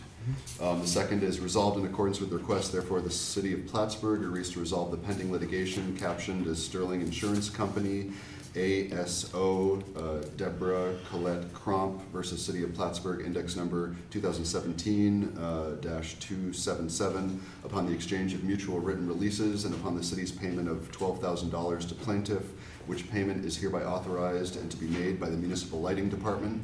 The city's attorneys are authorized to prepare the settlement agreement and authorize this matter to be discontinued with prejudice. So I'd like to make a motion to implement Rule 4 on both resolutions. Second. Moved by Councilor Kretzer, second Councilor Ensel. I'll be recusing myself from signing the contract with PrimeLink, and I'll ask for the Chamberlain to do that in my behalf with your permission. Any discussion? Roll call? Counselor Armstrong? Yes. Counselor Kelly? Yes. Counselor Dowdle? Yes. Counselor Ensel? Yes. Counselor McFarland? Yes. Counselor Kretzer? Yes. Any other resolutions for initial consideration? Any new business or additional councilor reports? I actually just have two issues or questions, and perhaps they're both can be answered by Chief Ritter. I had someone ask me about doing background checks on cab drivers, and they were told that, or I was told that the city police typically do a background check on any cab driver applicant within a city that applies for a job with a city cab company. But that background check is only limited in scope to just any arrests within the city or by city police. Is that? That's correct. That is correct. I say this because I guess an issue came up with a job app, someone who had been a driver at one cab and was applying to another cab, and when that person did their own, basically Google search, they found something somewhat troubling in that person. So I guess my question is there any way that we could extend that search, or that, even if it was at the expense of the cab driver or the potential employer or employee? So this is a great point to bring up. My understanding of that is currently we are not able to perform that wide scope search within criminal history. There is a provision that we might be able to, but it would take some language change in the city code. Okay. Is that something, I don't know, Dean, that we might be able to look into? Because, I mean, based upon what was said to me, it was kind of a scary situation. Yeah. Okay, great, thank you.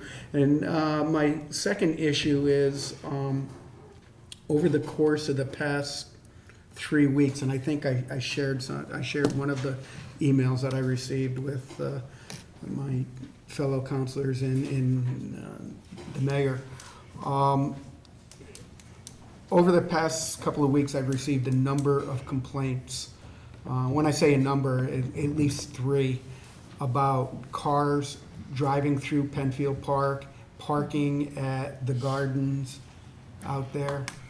And I guess this is kind of a annual ritual because it's in my ward. I seem to get all the complaints, and I know I brought it up last year as well.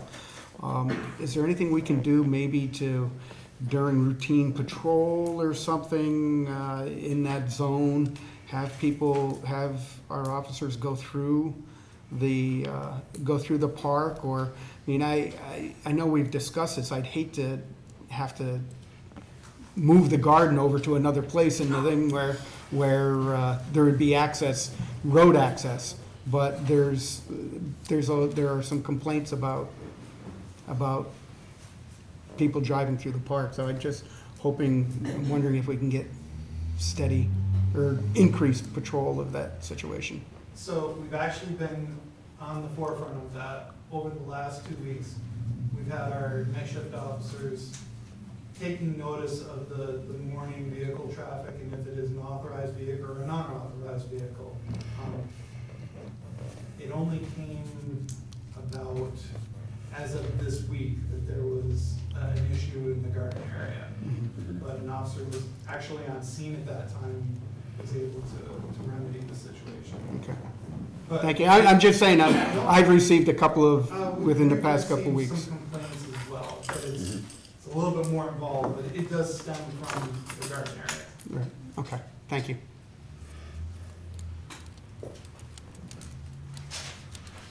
Any other reports or new business? This time, we invite the public to come please address the council on any issue of mutual concern. Please begin with your name, address, and there's a 5-minute time limit, please.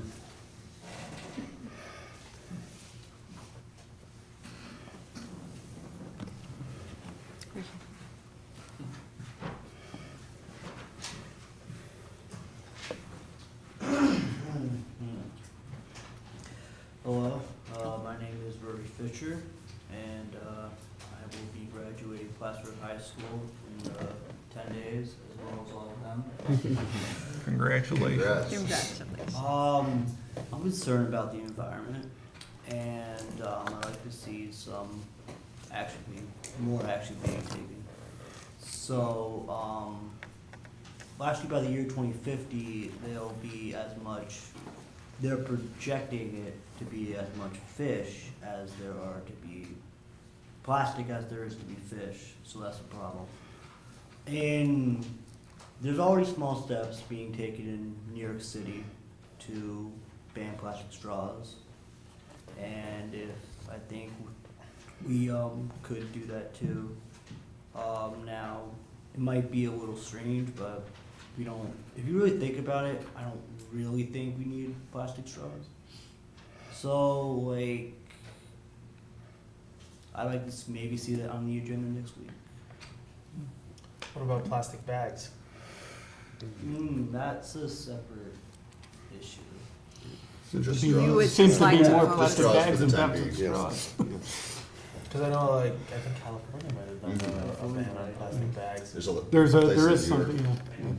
There's an initiative, yeah. Yeah. Yeah, and I appreciate the email you sent out to us, Rory, and just in terms of the scope of that kind of ban, because I've been an advocate of similar types of bans, I think the suggestion that possibly a county-wide ban would be the better way to go, if you were going to try to go forward with that idea. And I volunteer to talk with you more about it and see what kinds of proposals we could bring to the county. I think that would be a better way to handle the situation. Okay? And I think knowing they would have council support, it was pretty much changing the tobacco law, the purchasing. Yeah. Okay, so you're seeing it as a resolution we could take first of all and then show it to the county that Yeah. we're supporting it as well, or Okay. we could do it and then they could come to us, so we could, Right, right. Okay. it's a choice. Thank you so much for your interest. Thanks for coming. Thank you. Any other individuals like to come address the council on any other issues of mutual concern?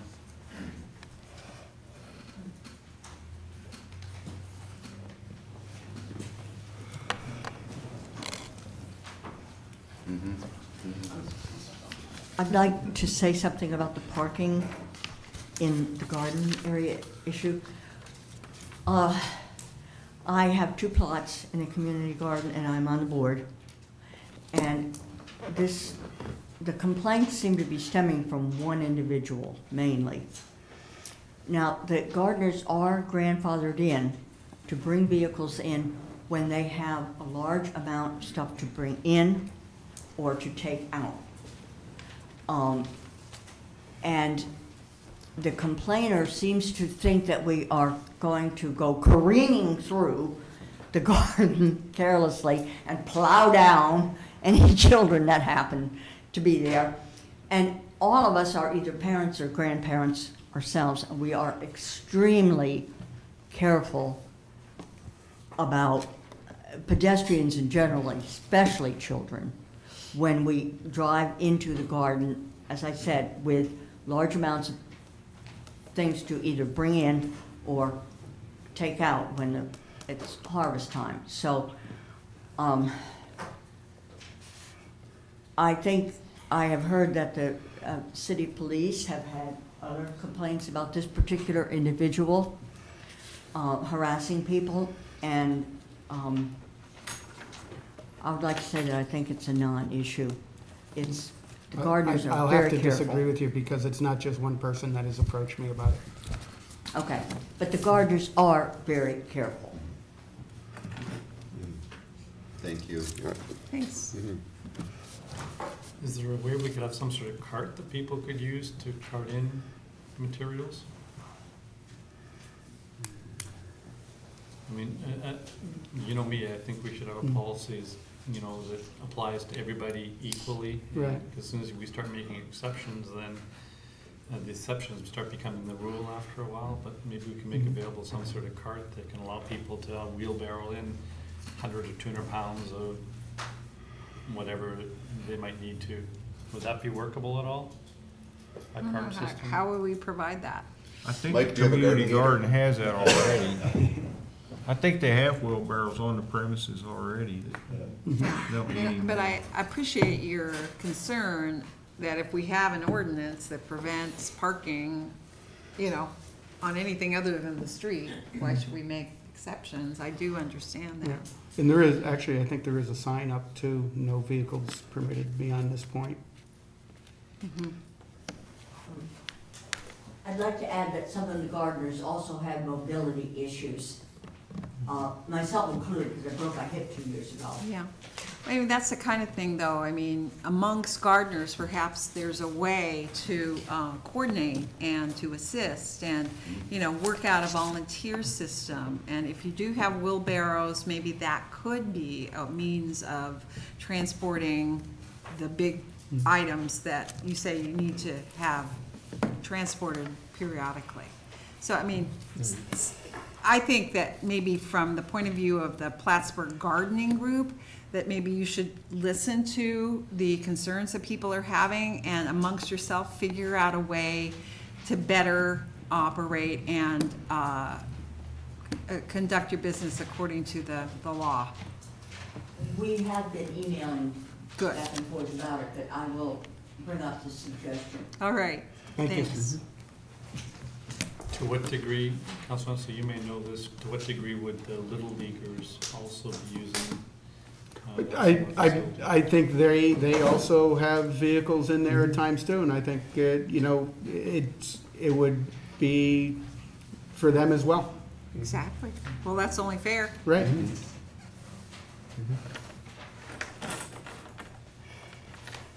Well, we'll continue to monitor the situation anyway. Yeah, and thanks Try for to your come up with efforts some on that scenarios to help account. out. Thank you. Any other public comments of any kind? Seeing none, do I have a motion to adjourn? So moved. Councilor Armstrong, and second by Councilor Dowdle. Roll call. Counselor Armstrong? Yes. Counselor Kelly? Yes. Counselor Dowdle? Yes. Counselor Renzel? Yes. Counselor McFarland? Yes. Counselor Spencer? Yes. Thanks, folks, for coming out tonight.